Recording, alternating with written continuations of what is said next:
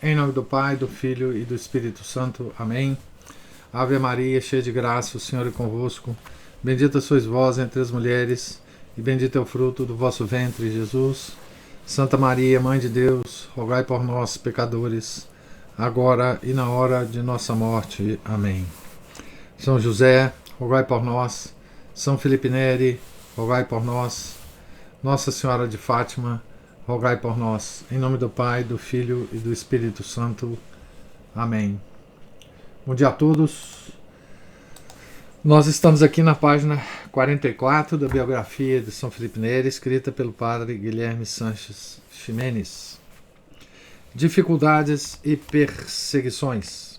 Então, nós vamos ver aqui, digamos assim, a parte triste, né, de todo o apostolado de São Felipe Neri, que foi quando ele começou a ser perseguido e, enfim, pelos próprios dignatários da igreja, né, pelo seu sucesso no apostolado, né, e por ser tão diferente, né, numa Roma tão degradada naquela época. E então ele vai sofrer muito aqui, né? Para a maior glória de Deus, obviamente, né? Nós estamos aqui com a Belinha, que vocês não estão vendo, mas ela está aqui também conosco, ouvindo a leitura. Dificuldades e perseguições. Dizem que, abre aspas, é a inveja que move o mundo, fecha aspas. Com efeito, bastou que a fama de Filipe começasse a crescer e o recém-constituído grupinho dos oratorianos passasse a chamar a atenção para que se desencadeassem falatórios, ressentimentos e, por fim, a perseguição aberta. É sempre doloroso, por mais que se saiba que é inevitável, comprovar que essas coisas ocorrem não apenas em empresas, universidades e onde quer que trabalhem juntas 3 ou mais pessoas, mas no próprio seio da igreja. Deus, porém, sabe o que faz e tolera a cisânia no seu campo para bem do trigo.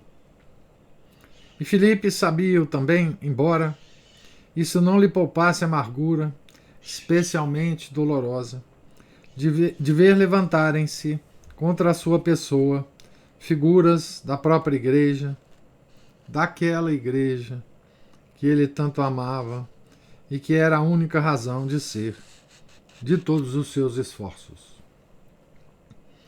Em 1555, subia ao sólio papal o já octogenário João Pedro Carafa, e tomou o nome de Paulo IV.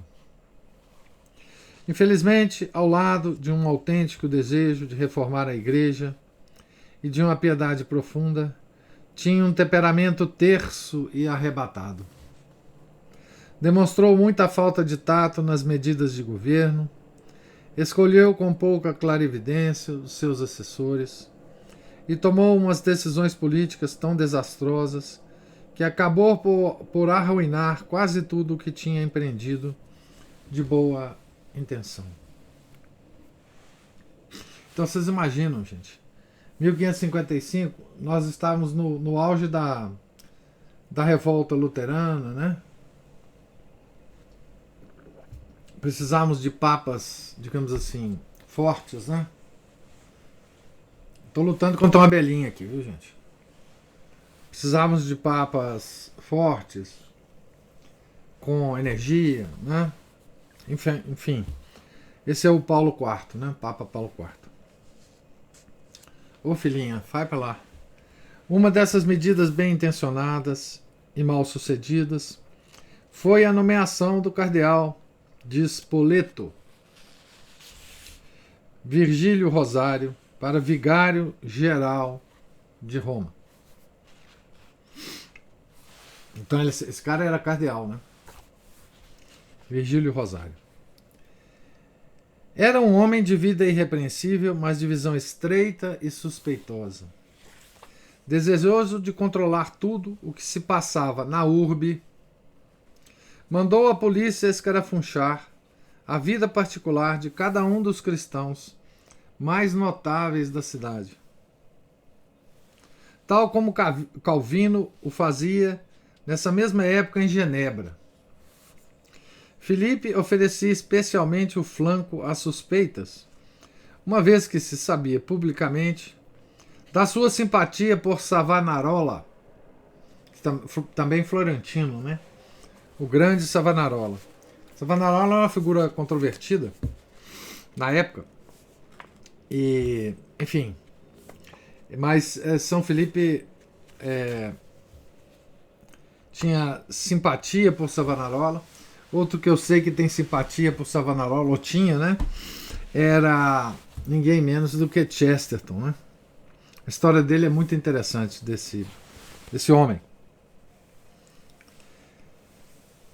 Além disso, Rosário temia as manifestações multitudinárias e a visita às 7 igrejas. Era uma espinha entalada na sua garganta. Então aquela prática de São Felipe, né, de visitar as 7 igrejas, inicialmente ele fazia isso sozinho, depois essa prática ficou tão popular em Roma que passou a ser até procissão, né, as 7 igrejas.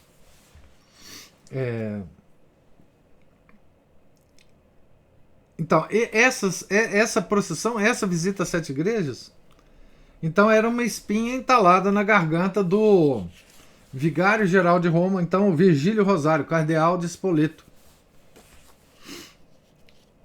O Rosário, cardeal, ele só é lembrado por causa de São Felipe Neri também, né? Mas enfim, porque perseguiu São Felipe Neri. Também não via com bons olhos que no oratório uns meros leigos se pusessem a dar palestras ou a explicar as Sagradas Escrituras, coisas que lhe cheiravam a protestantismo.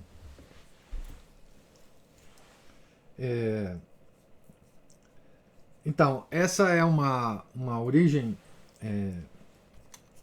do que a gente pode chamar de clericalismo, né?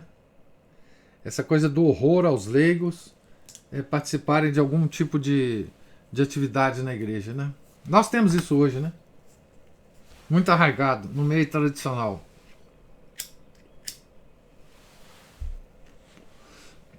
Nós já comentamos muitas vezes sobre isso nas nossas reuniões aqui na nossa associação. E essa coisa ela é também forte hoje, né? Quer dizer, depois do protestantismo, a igreja não soube diferenciar mais, né? Ou pelo menos teme a participação de leigos em certas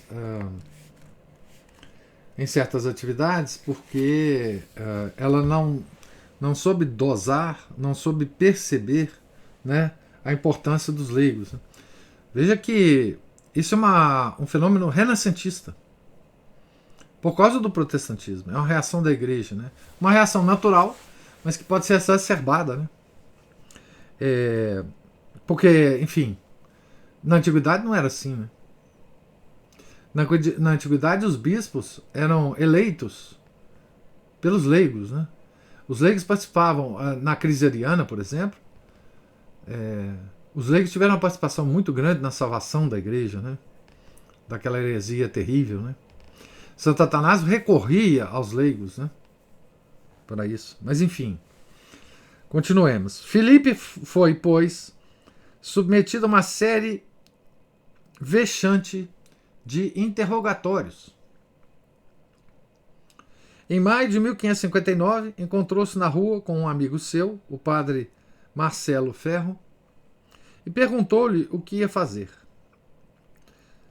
Ao saber que pretendia rezar o breviário, pediu-lhe que rezasse por ele, pois, abre aspas, o cardeal de Spoleto chamou-me e não quer que continuemos indo às 7 igrejas e que tenhamos o oratório. Também quer que eu não ouça mais confissões. Reze para que eu só busque a glória de Deus e a salvação das almas e não me preocupe a mim mesmo. E não me procure a mim mesmo. Fecha aspas.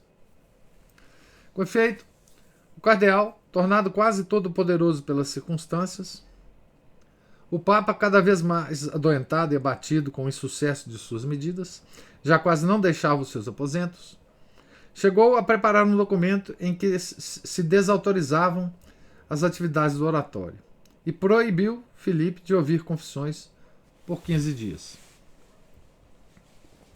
É preciso saber que suspender as licenças para confessar é uma sanção que só se aplica em casos de conduta gravemente escandalosa. Era um golpe terrível contra a reputação e a honra do santo. Entre os seus, Filipe suportou tudo com a serenidade habitual. Repetia-lhes que as suas únicas preocupações eram, abre aspas, a glória de Deus, a salvação das almas e nada que me diga respeito a mim mesmo. Fecha aspas. Levado à presença do cardeal, que o acusou de estar cheio de soberba e de ambições, defendeu-se respeitosamente, mas com vigor e clareza. Abre aspas. Sempre dei preferência às ordens dos meus superiores, e é por isso que lhe obedeço nestas circunstâncias. Fecha aspas. A certa altura, porém, Rosário lançou-lhe em rosto que estava fundando uma nova seita. E Filipe, virando-se para o crucifixo, que pendia da parede, limitou-se a dizer: abre aspas, Senhor, tu, sim, tu sabes se faço o que faço só para fundar uma seita. Fecha aspas. E retirou-se da sala. De nada adiantou. Filipe recebeu ordens de manter-se sempre à disposição do cardeal e foi ameaçado de ser lançado na prisão se cometesse, entre aspas, novas transgressões. Tarude, o braço direito, né, São Felipe, conta que o santo, abre aspas, rezava incessantemente e chorava, repleto de piedade pelos erros daqueles que o perseguiam e também pela sua incapacidade de conseguir demovê-los. Fecha aspas. Ao mesmo tempo, proibiu seus discípulos de fazerem o menor comentário depreciativo contra os perseguidores, incentivando-os a rezar continuamente pela igreja. Abre aspas, esta perseguição, dizia-lhes, não está dirigida contra vós, mas contra mim. Deus quer tornar-me humilde e paciente. Sabei que a perseguição cessará quando tiver dado os frutos que Deus quer. Fecha aspas.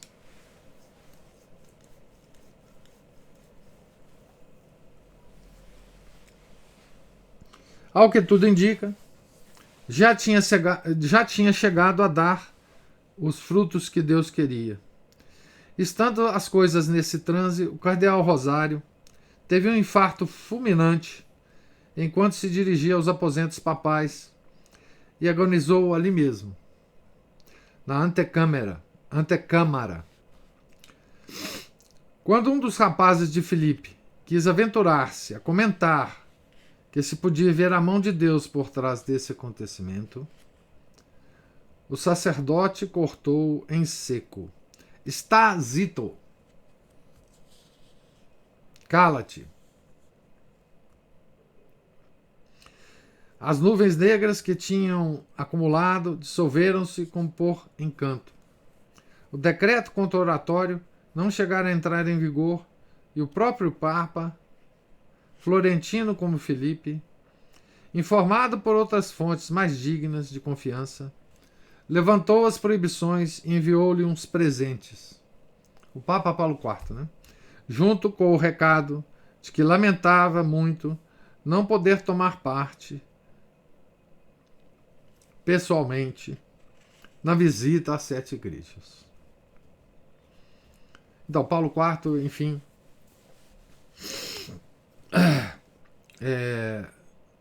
reconheceu, né, os erros do cardeal de Spoleto, né? Agora, a coisa mais curiosa da história, né, dos desígnios de Deus, né? Mas foi no pontificado do segundo sucessor de Paulo IV, São Pio V, o severo e inflexível dominicano Miguel Ghislieri, que Filipe sofreu as provas mais terríveis. Então, São Pio V, nós sabemos quem foi a importância dele para a igreja, né? Não só por causa do concílio de Trento, mas também pelo missal, né? E pelo documento que foi apresentado ao missal, né?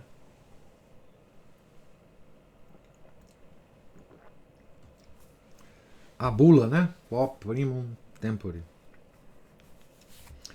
Mas então, foi ele que mais perseguiu São Felipe Neri. Pouco sabemos do conteúdo dessas perseguições, embora seja provável que o pomo da discórdia fosse substancialmente o mesmo. Sabemos, por exemplo, que se chegou a tomar a decisão de fechar o oratório e que somente a intervenção do cardeal São Carlos Borromeu, grande amigo do fundador, nós já falamos sobre essa amizade, né, de Carlos Borromeu, São Carlos Borromeu e São Felipe Neri. E o São Carlos Borromeu viveu pouco tempo, né? Ele nasceu uns 20 anos depois do São Felipe Neri e morreu uns 10 anos antes de São Felipe. Então, e que somente a intervenção do cardeal São Carlos Borromeu, grande amigo do fundador, conseguiu impedir que a conspiração fosse adiante. Então, no reinado de São Pio V, né, o São Felipe Neri, pelo menos, encontrou um cardeal para defendê-lo, né, na corte papal. Nessa época, Felipe viu-se muito alvejado dos mais diversos ângulos e um dos intelectuais de plantão, essa expressão está entre aspas, da época, o escritor Annibale Caro, teve a impertinência de chamar-lhe charlatão. Chamou a São Felipe de charlatão, né? Então, a gente tem que lembrar o seguinte: São Pio V era o chefe da Inquisição na Europa, né? Quando ele foi eleito Papa.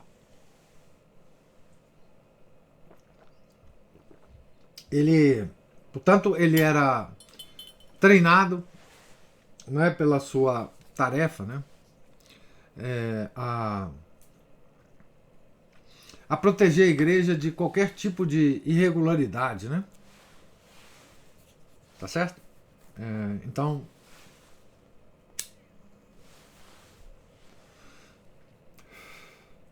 isso dava ao São Pio V um caráter um caráter digamos assim, de uma pessoa desconfiada, né? Esse caráter foi justamente o que o fez proteger a igreja, né? Em 1569, o Papa, ele vai lembrar aqui, grande grão inquisidor, chegou a enviar 2 dominicanos ao oratório. O Papa era dominicano, né?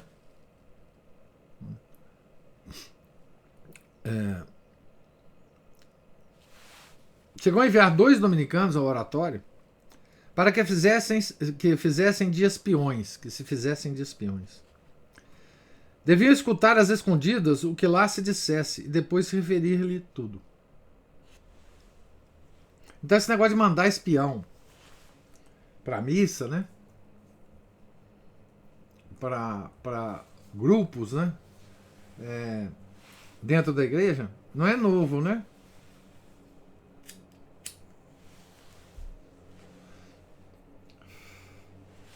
Até dentro da própria igreja havia isso, né? Isso era uma prática inquisitorial, né? Para ver o que se estava propagando heresias, né? E São Pio V, porque ele foi grão inquisidor, ele tinha uma relação com a estrutura da Inquisição, né? Ora bem, numa divertida repetição do episódio, em que o Sinédrio enviou alguns guardas com a ordem de prender Jesus, aqui se refere ao Evangelho de São João, os 2 dominicanos gostaram tanto do que lá viram que passaram a tornar-se frequentadores habituais dessas reuniões. De qualquer modo, Filipe sofreu cruelmente com essa perseguição, a ponto de ter pensado em mudar-se com seus oratorianos para Milão, onde era bispo São Carlos Borromeu. Milão de Ambrósio, né? Convém ter em conta que Pio V era um santo autêntico. Passava horas em oração diante do Santíssimo Sacramento, exposto no altar. Não bebia senão água. Usava um cilício por baixo das vestes pontificais e reduziu seus aposentos a uma nua cela monacal no Vaticano, né? Choca-nos hoje que tem lançado mão de instrumentos como a Inquisição, mas é preciso considerar que nessa era dos fanatismos, entre aspas essa expressão, como lhe chamou Daniel Ropes, a defesa da fé pela força era universalmente aceita e aplaudida entre os católicos e protestantes. Bom, essa observação aqui do nosso querido autor, Padre Guilherme, é uma observação absolutamente modernista, né? É uma observação que mostra um certo desprezo pela Inquisição, né? Tá certo? E mostra que, enfim, o mau entendimento, né, desse instrumento da igreja, né? Obviamente.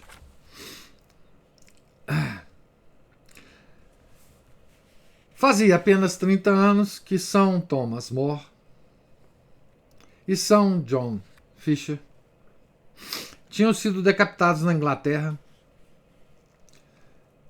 abre aspas, por um escrúpulo de consciência, fecha aspas. O reformador protestante Calvino acabava de assar o dissidente Miguel Servet na fogueira, proclamando com absoluta tranquilidade que, abre aspas, é com toda justiça que os hereges são executados, fecha aspas. E o seu sucessor, do Calvino, Teodoro de Beza, escreveria pouco depois, abre aspas, que é a liberdade de consciência, um dogma diabólico, fecha aspas. Continua aqui uma certa tom modernista, né?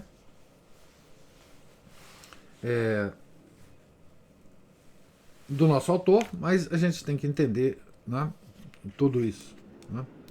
Porque a igreja hoje é a favor da liberdade de consciência. Por isso que ele está colocando essa frase aqui do Teodoro de Beza, né? Mas a igreja sempre foi contra a liberdade de consciência, né? Mas enfim,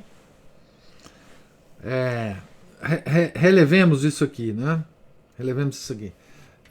Relevemos, não sem antes comentar o seguinte: a Calvino, na sua Inquisição calvinista, matou muito mais gente do que a Inquisição da igreja ao longo de toda a sua existência. E a Inquisição calvinista foi muito, o espaço de tempo foi muito menor, né?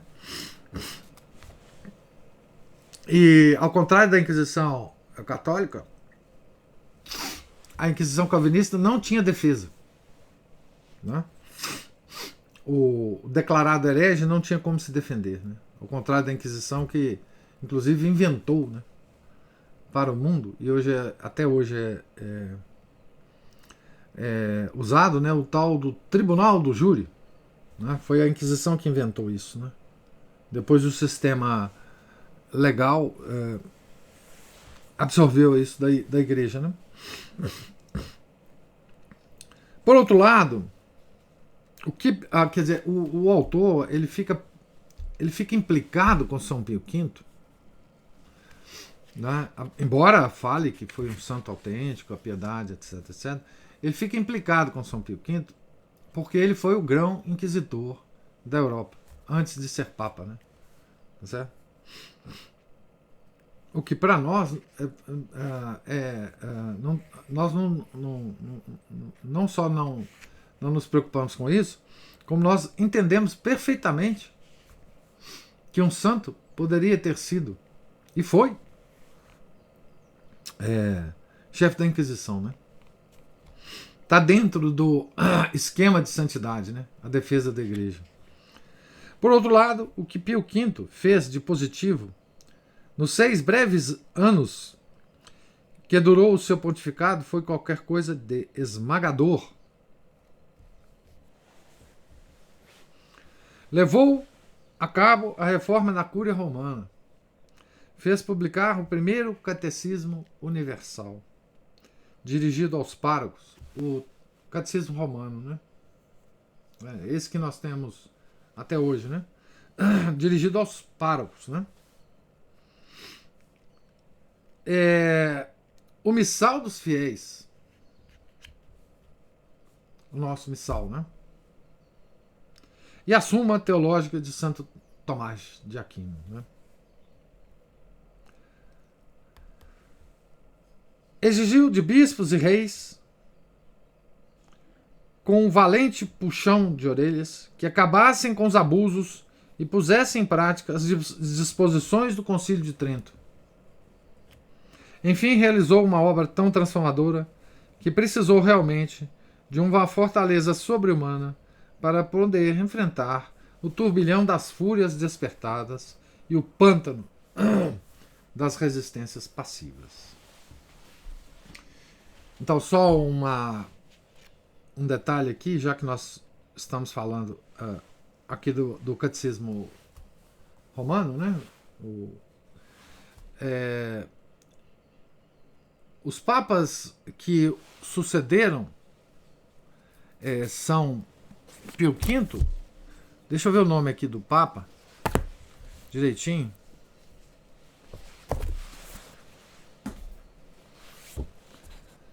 Bom, foi o Papa Clemente VIII, amigo de um dirigido espiritual de São Felipe Neri. Ele mandou, depois do Catecismo Romano feito para os párocos, ele ordenou São Roberto Bellarmino de fazer, baseado no Catecismo Romano, baseado no Concílio de Trento, um catecismo para os fiéis, não para os párocos, mas para os fiéis. Tá certo? E o São Roberto Bellarmino escreveu 2 catecismos, um breve e o outro mais longo. Tá certo? Esse documento de São Roberto Bellarmino ficou sendo chamado Doutrina Cristã. Eu tenho aqui os dois catecismos, o breve e o mais... O Márcio gosta, inclusive, de citar, né, esse documento. Eu tenho aqui os dois publicados pelo Diogo Rafael Moreira, do Controvérsia Católica, numa publicação do site dele, tá certo? Então, só para dizer que esse documento aqui é muito menos conhecido de nós, embora a gente conheça o dos párocos. O dos párocos foi feito para os párocos, né? E esse aqui foi feito para os fiéis, né? Esse catecismo, né? É claro que o Márcio conhece porque é um grande catequista. Então, os grandes catequistas sempre conhecem essas fontes primárias, né, da nossa. Então, eu sugiro, aconselho a quem puder ter esse documento, né, em mãos e lê-lo, né? Continuando aqui, o seu grande defeito, o do São Pio V, pode-se dizer, era a excessiva seriedade. Abre aspas, não se presta ao riso, fecha aspas. Dizia dele o embaixador de Veneza junto à Santa Sé. Era natural que, com um temperamento desses, fosse incapaz de compreender o estilo alegre, brincalhão e soberanamente livre de Filipe, com o que assistimos ao chocante espetáculo em que um santo autêntico, animado das melhores intenções, persegue outro santo autêntico, animado das mesmas intenções. Só que Filipe não se abalou, porque a sua fé e abandona em Deus. Não se abalou, forte na sua fé e abandona em Deus. Tinha já lido em Santo Tomás que, abre aspas, o diamante só se lapida com diamante. Fecha aspas. Essa é uma observação interessante do nosso autor, né? Um santo, um autêntico santo autêntico, animado das melhores intenções, persegue outro santo autêntico, animado das mesmas intenções. Foi isso que aconteceu, né? Mas não pensemos que tudo fossem perseguições. Em 1572, foi eleito sucessor de São Pio V o cardeal Hugo Buoncompagni, que tomou o nome de Gregório XIII. Era um dos prelados que frequentava as reuniões de Filipe havia já alguns anos e apoiou como pôde o seu apostolado. Em 1575, erigiu-se canonicamente a congregação do oratório e 2 anos depois o cardeal Alessandro de Medici celebrava em nome do Santo Padre a primeira missa numa igreja confiada aos oratorianos. Dali para frente, o papado mostraria grande carinho e confiança por Filipe, como se desejasse reparar as perseguições havidas e cumularia os seus filhos, já que ele mesmo recusava qualquer honraria de cargos de confiança e merecidos títulos. Já perto do fim da vida, Filipe foi íntimo de 2 pontífices, o já citado Gregório XIII, antigo frequentador do oratório, e Clemente VIII, Hipólito Aldobrandini, de quem o santo fora confessor durante quase 30 anos. Um documento expressivo da intimidade com que tratava o romano pontífice é uma carta que escreveu a este Papa, desejando interceder pela filha de um amigo comum que queria entrar no famoso convento feminino de Tor de Spete. O santo, com privilégios que lhe conferia a idade, escrevia. Olha, gente, isso aqui vai ser bom para a gente terminar, porque isso aqui é uma coisa mais engraçada, mais divertida. Essa troca de cartas entre São Filipe e o Papa Clemente VIII, o mesmo que ordenou a São Roberto Bellarmino a escrever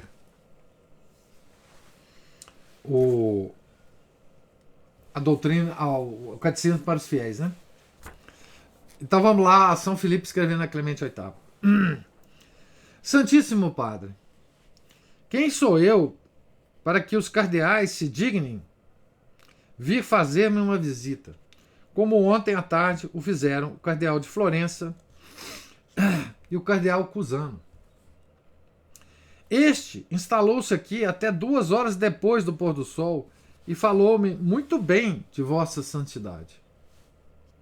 Muito melhor do que deveria, segundo a minha opinião, uma vez que vós, na qualidade de Papa, deveria ser humilde. Deveria ser a humildade em pessoa. Ora bem, o próprio Jesus veio às 7 da noite para dar-me a mim e ficar comigo. Vossa Santidade, em contrapartida, tem se furtado todo este tempo a fazer uma única visita à nossa igreja. Jesus Cristo é Deus e homem, e, no entanto, sempre vem visitar-me, quando o deseja. Vossa Santidade, porém, é um simples homem, filho da dona Agnesina, uma senhora, por certo, muito respeitável, mas ele é o filho da Virgem de todas as virgens. Que coisa linda, né? Essa intimidade aqui de São Filipe com Clemente VIII. Né? Que mais poderei dizer para desafogar a minha indignação? Ordeno a vossa santidade que me obedeça no que diz respeito a certa moça que deseja enviar a Tor Despete. É filha de Cláudio Neri, de cujos filhos vossa santidade prometeu cuidar. E a propósito, gostaria de recordar-vos que é de bom tom que um Papa cumpra as suas promessas. E é por isso que ponho em vossas mãos esse assunto, a fim de poder, se necessário, invocar o vosso nome, tanto mais que conheço a fundo a vontade dessa moça e tenho absoluta certeza de que é movida pela inspiração divina de entregar-se a Deus. E com a maior humildade que vos devo, beijo os vossos santíssimos pés.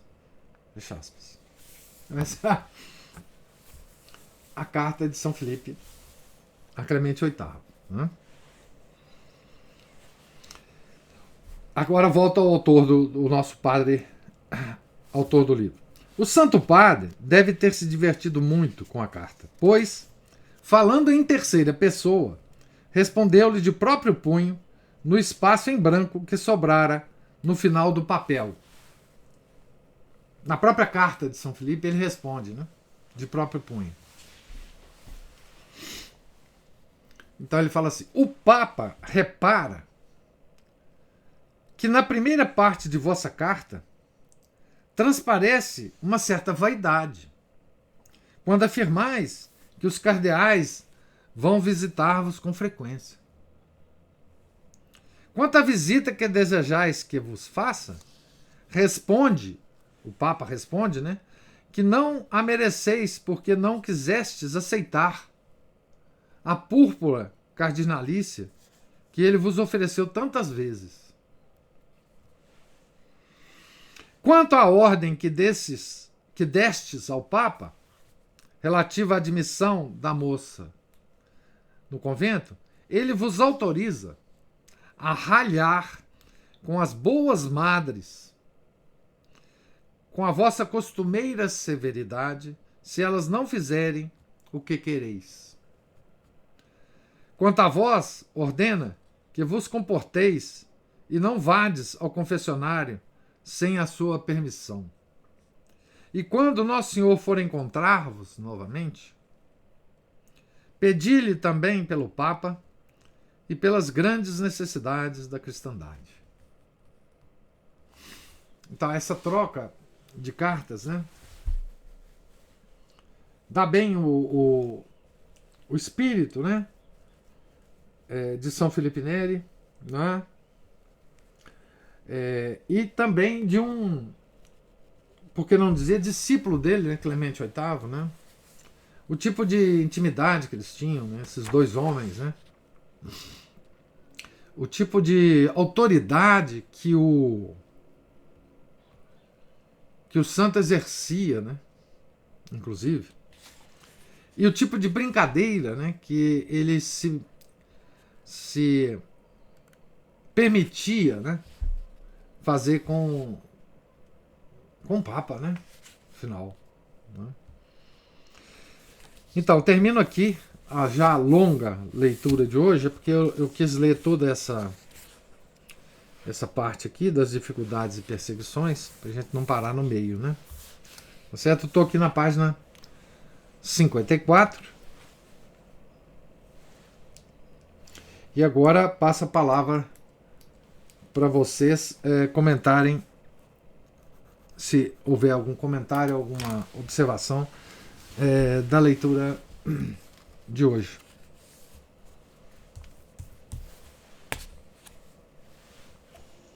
Só para contar para o senhor que realmente meu marido é um bom catequista. Eu sei pelas respostas que ele tem como que ele consegue resolver as polêmicas. Na ponta da língua, né? Tem a resposta na ponta da língua. É afiada. Eu sei disso. Mas que ele realmente leu esse livro, gostou muito, mas eu que comprei esse livro porque o senhor o indicou. Ai, Márcia, aí, tá vendo? Achei interessante. Já participou da formação. Opa! Bom demais. Agradecendo ao senhor a indicação, viu? Excelente catecismo. Muito bom mesmo. Tem ainda um anexo do escrito para o bispo do Grão-Pará, né? O Dom Isso, Macedo. tem. Eu tenho um livro dele, escrito por esse bispo, sobre família. Excelente esse livro. Que bom, que bom, que bom. É isso aí. Esse catecismo é pouco conhecido, né, Márcio? Infelizmente. De nós fiéis, né? Eu digo de nós fiéis. Muito bom.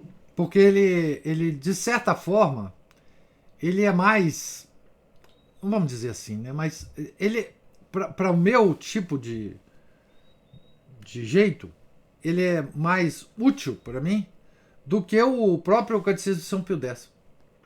Uhum. Apesar de ser excelente também. Mas, primeiro que ele é mais próximo das fontes, né? Segundo, São Roberto Bellarmino é extraordinário escritor, né? Sim. Enfim, para o meu tipo de temperamento, ele é muito bom. Ele é muito bom.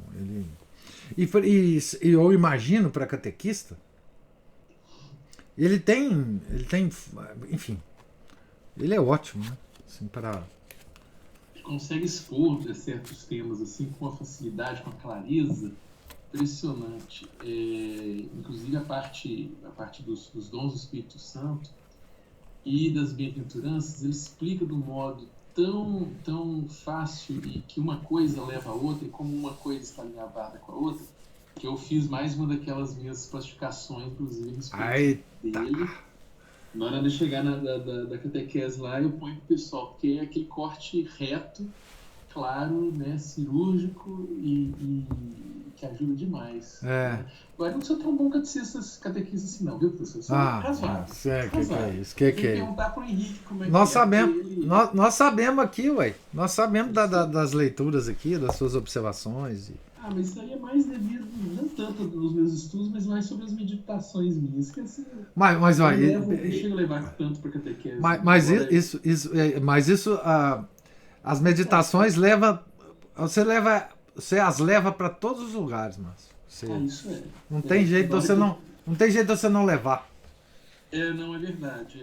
Mesmo na catequese, assim, alguns momentos que estou lá acompanhando, de repente alguém pergunta lá em alguma coisa relacionada à catequese, eu fecho o livrinho e falo, parece que fica melhor até. Dá melhorada assim, na modo de expor, não tem, de tornar a coisa mais simples, mais acessível. Essa é uma dos frutos da meditação, mano.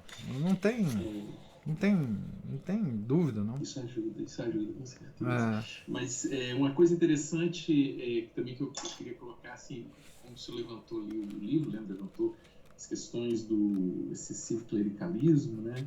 Que a gente tem, vamos dizer assim, na igreja moderna, um excessivo secularismo, né? Um protagonismo excessivo, desordenado, mal orientado por parte dos leigos, que chega ao ponto de praticamente inverter a questão da autoridade do clero, que é o extremo nocivo, e também nós vemos, às vezes, em alguns ramos também, o excesso clericalismo, né? A gente pode perguntar assim, daqui a pouco eles vão querer que um padre que ensine a criancinha a rezar o rosário, sendo que ele aprende isso com a avó, com a mãe, com o pai, com o irmão, sei lá. Pois é, nós estamos ainda na Renascença. De um lado, o protestantismo, Sim. Que é essa coisa da igreja moderna. Sim. E de outro, a reação muito natural da igreja do clericalismo. Nós não conseguimos sair disso ainda, depois de 500 anos, né? Esse liberalismo, esse paganismo renascentista, ele é reeditado, né? Isso aí ele foi nessa época, aí vem a segunda edição, não sei lá em qual edição que nós já estamos, né? É verdade. E os remédios são os mesmos. Você vê aí que o São Felipe Neri, ele coloca o remédio aí para a questão do abandono do clero, inclusive, na instrução, né? A questão de lidar com o clericalismo, secularismo, encontrar um equilíbrio de ação entre os dois, de suprir essas necessidades, né, da igreja. E ele dá essa solução para todos esses problemas. É impressionante. A gente fica acompanhando aí, vendo, né, como é que a coisa deveria ser, que ele é um exemplo para os sacerdotes de hoje, né? E para os leigos, né? E para os leigos. E para os leigos também, né? Porque assim, o clero, ele pode usar muito bem os leigos, porque os leigos têm uma liberdade que o clero não tem. Sim. É simples assim. Enfim, mas há uma certa resistência a isso, né? Uma certa resistência a passar para os leigos uma parte que pode ser passada. E há do outro lado aquele negócio, os leigos vão salvar a igreja. Aquele negócio da... É uma loucura extrema, né? De muitos católicos por aí, né? De YouTube e tal. Somos nós, leigos, as associações, não sei o que vão salvar a igreja, porque não sei o que. Tá. Uma bobagem enorme, né? É um excesso de apostolado leigo por um lado e um excesso de clericalismo por outro. Né? Sim. Esse embate aí para ele que vai sair. E isso, enfim, São Felipe Neri também. Aliás, ele foi ordenado. Mandaram ele ser ordenado justamente para ele sair da parte leiga e entrar. Para ter autoridade, pelo menos, né? No apostolado. Fantástico isso. E se não houver perseguição, não tem graça, né, professor? Não tem. Não tem aquela coisa do filme, né? Da película. Aqui, eu estou vendo aqui na doutrina cristã, tem tem a doutrina breve, depois tem a mais explicada. Na doutrina breve, tem a seguinte observação: para que se possa aprender de memória, ordenada a modo de diálogo entre o mestre e o discípulo. Então, o breve é para decorar. O catecismo breve é para decorar. Foi assim que ele foi escrito, né? Pelo São Alberto Bellarmine. Ele foi bem do lado, e também, geralmente nas catequeses, o primeiro dia, eu gosto de fazer uma espécie de catecismo breve também. Eu pego toda a matéria de forma assim, bem objetiva, bem rápida, mas só uma noção muito leve, né, claro. E depois para entrar Ele tem 30 detalhe. páginas, o breve tem 30 páginas. Ou menos que isso. Mesmo breve também, eu falo assim, olha, se as pessoas no geral tivessem pelo menos a cultura do catecismo breve, É. nossa, tanta coisa já estaria mais orientada, melhor orientada, mais sublimada, Ah, né, nesse mundo que se diz católico. Nossa, é mesmo verdade. entre os tridentinos, viu, professor? Tem Uai, muita mas é nuance claro, ali, mas é tá? claro, mas é claro. Nossa, tem É demais. preocupar menos com São Tomás de Aquino e mais com o Catecismo Breve de São Roberto Bellarmino. Pois é, se as catequeses dos padres, eu estava até comentando com a Ana Paula, eles focassem em certos temas, assim, por exemplo, pegasse esse catecismo breve de São Roberto Bellarmino, já daria uma noção muito boa para o pessoal. Outra coisa que o pessoal também precisa é aquela catequese sobre os deveres de Estado, Aquilo. sobre a função de cada um na família, a questão da hierarquia, né, qualquer área familiar, social, política e tudo mais, né, devidamente instruída, porque essencialmente assim, o que o liberalismo quer é destruir, cortar as cabeças, Ah, né, e deixar e colocar no lugar a cabeça deles, né?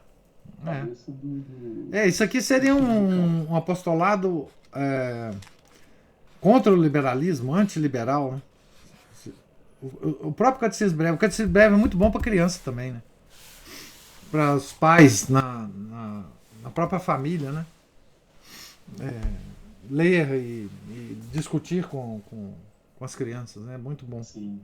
Deixa eu ver, e para um nível desse, por exemplo, qual quando eu li, né, para as crianças, né, para os jovens, eu pensei assim, poxa, quem dera se as crianças tivessem esse nível, Poxa, nem os adultos, né? aprendendo direto com São Roberto Bellarmino. E assim, poucos anos depois do Concílio de Trento, né? Quer mais tradição do que isso, né? Pois é. Né? Eu tenho da Ana Paula aqui, mas eu quero ver se eu compro o livro, assim, um para mim e mais um reserva, porque tem sempre um enxerido que chega na estante da gente e fala assim, me empresta, e devolve.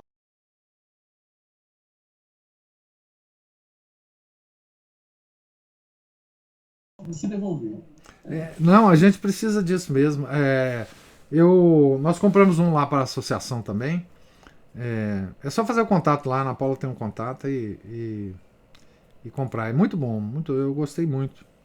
Ele Antes de. está esgotado. Ele está Eu, esgotado? tá, mas o Diogo disse que pretende reeditá-lo e até, se possível, em capa dura, porque Pois é, isso é como é um bom. livro de consulta, né? Isso é muito bom. É, não, é ótimo, porque obviamente que se você acessar esse livro, ele está em PDF aí, é, é, em espanhol. Eu já achei o breve em espanhol. Em latim, é claro que ele está. Pode ser baixado em sites variados. Mas essa tradução tá ótima. Eu gostei muito. Então fica a sugestão aí da, da, da aquisição do livro. São Roberto Bellarmino. Né? Então, mais alguma observação aí a respeito da leitura? Da carta, da troca de cartas entre São Felipe Neri e Clemente VIII?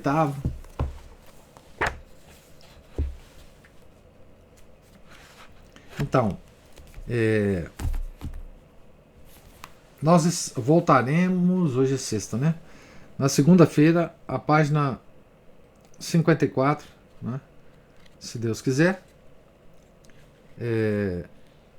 para a continuação da leitura aqui da biografia do nosso santo patrono da nossa associação.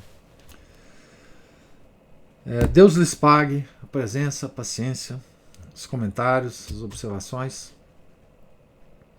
Tenham todos um santo dia, um santo final de semana, um santo mês, né? Dedicado Sagrado Coração de Nosso Senhor Jesus Cristo, tá certo? Então, todos um santo dia, um santo final de semana. Segunda, se Deus quiser, nós continuaremos a nossa leitura. Em nome do Pai, do Filho e do Espírito Santo. Amém. Ave Maria, cheia de graça, o Senhor é convosco. Bendita sois vós entre as mulheres, e bendito é o fruto do vosso ventre, Jesus. Santa Maria, Mãe de Deus, rogai por nós, pecadores, agora e na hora de nossa morte. Amém. São José, rogai por nós. São Felipe Neri, rogai por nós. Nossa Senhora de Fátima, rogai por nós. Em nome do Pai, do Filho e do Espírito Santo. Amém.